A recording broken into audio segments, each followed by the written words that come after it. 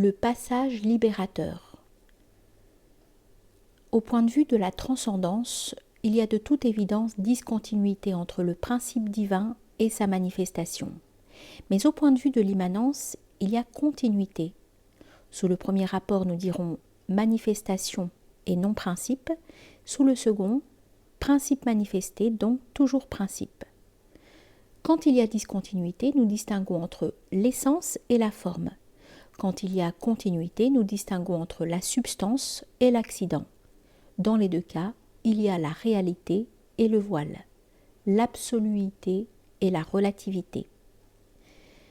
Afin d'être moins abstrait, précisons que l'accident est à la substance ce que la glace ou la vapeur est à l'eau, et que la forme est à l'essence ce que le reflet est au soleil. Ou encore sur un tout autre plan, le rapport entre le participe et le verbe égale celui entre l'accident et la substance, et le rapport entre le mot et la chose signifiée égale celui entre la forme et l'essence. Et de même sur le plan spirituel, quand nous distinguons entre le symbole et son archétype principiel, l'idée, nous nous référons au rapport discontinu et statique forme-essence. Mais quand nous distinguons entre le rite et son effet, nous nous référons au rapport accident-substance, lequel est continu et dynamique. C'est dire que l'accident est un mode de la substance, tandis que la forme est un signe de l'essence. Tout symbole sacré est une forme illuminatrice qui invite à un rite libérateur. La forme nous révèle l'essence, tandis que le rite nous ramène à la substance, à celle que nous sommes, la seule qui soit. Tout ceci concerne d'une part l'art sacré, la liturgie, et d'autre part les beautés de la nature. Cela concerne aussi à plus forte raison le symbolisme des concepts et les rites d'assimilation.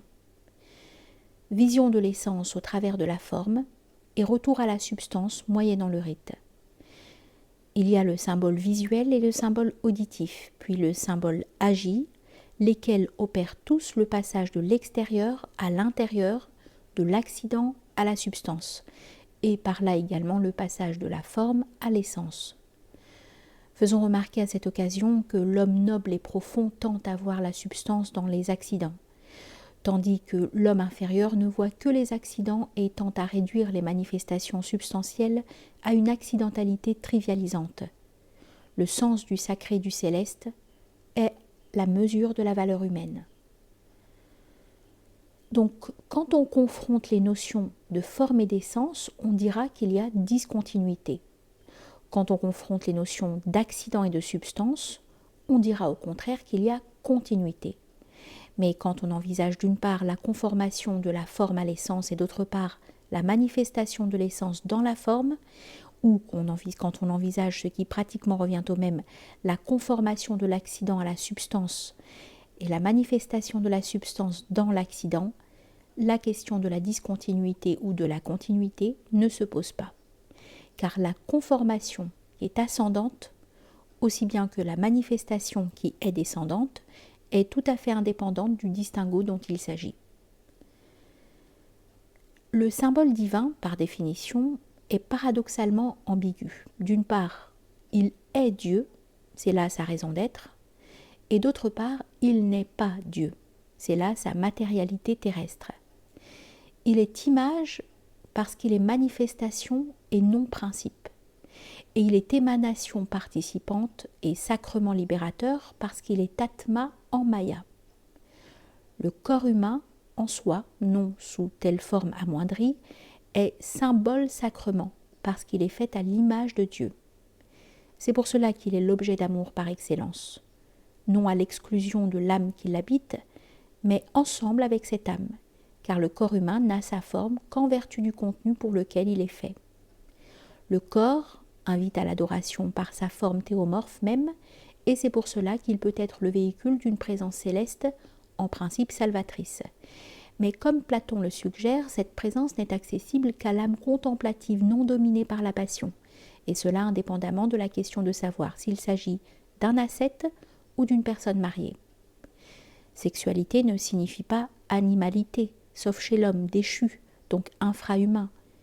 Chez l'homme proprement humain, la sexualité est déterminée par ce qui constitue la prérogative de l'homme, et ce dont témoigne précisément la forme théomorphe de son corps. Et ceci nous ramène à notre distinguo entre l'essence et la substance. Le pôle masculin se réfère à l'essentialité et à la transcendance, et le pôle féminin à la substantialité et à l'immanence.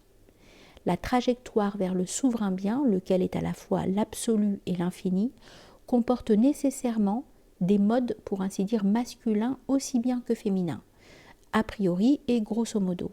La vérité relève de la rigueur et de la justice, et la voie de la douceur et de la miséricorde. L'homme, en aimant la femme, aime au fond l'infinitude et la bonté. La femme, en aimant l'homme, aime au fond l'absoluité et la puissance.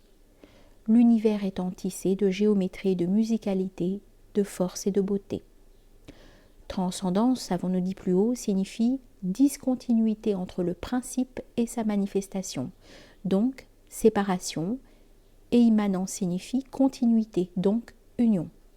C'est ainsi que la divine virilité nous impose, avec l'implacabilité de la nature des choses, des principes qui dérivent de l'immuable, et que la divine féminité, au contraire, nous octroie, avec toute la liberté dont dispose l'amour, les grâces impondérables qui opèrent le miracle de la salvation.